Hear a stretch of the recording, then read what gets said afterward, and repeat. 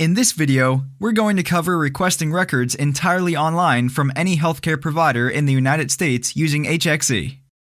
In this particular case, we're going to use the example of a law office. We're going to start off with logging in, assuming that you have already created your account. For test purposes, we'll log in as Law Office 1.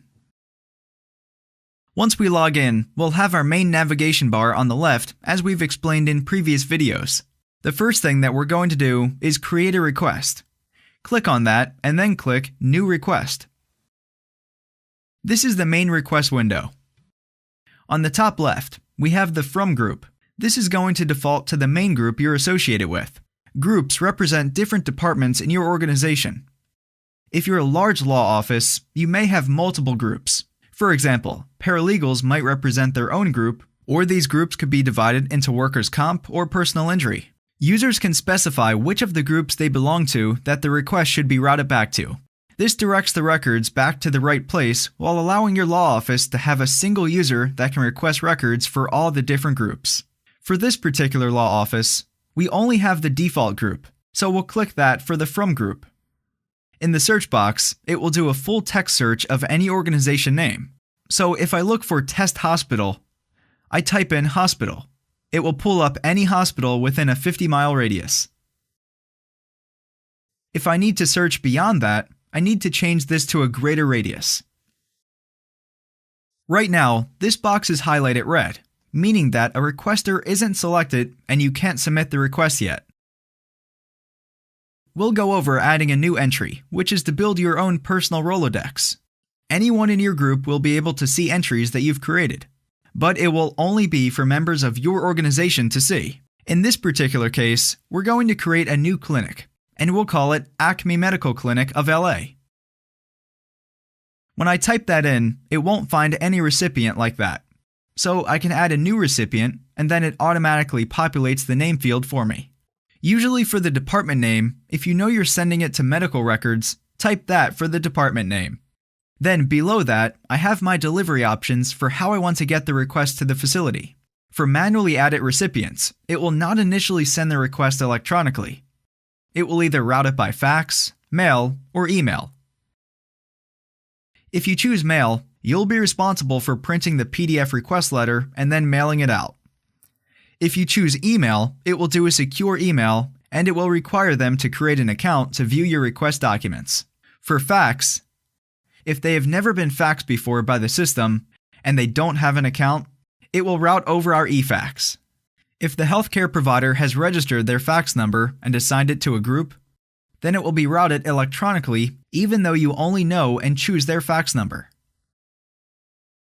So in this particular case, we'll type in a fictitious fax number, then press Submit. The information will populate below, and I can always double check to make sure I selected the correct provider. Once you confirm you've selected the correct one, you can move over to the patient information. I'll use John Doe as an example. For the date of birth, I can type in the date in any format and it will auto-fix it for me. Most often, you'll leave the medical record number blank unless you know the medical record number of the facility. Below, you can enter in your personal file number or case number or whatever you have to reference that particular request. We'll choose the file number 549, and we'll choose when we need the records by. It's better to choose a reasonable date to give the provider time. Otherwise, if you submit everything the next day, they may potentially disregard your due dates in the future. And when you actually do need something in a day, it'll lose its meaning. In this case, we'll choose that we need it by the 17th, which is about a week and a half away. Comments will go in the fax cover sheet just as you would normally do. So if you need to put any special instructions, you can put them in there.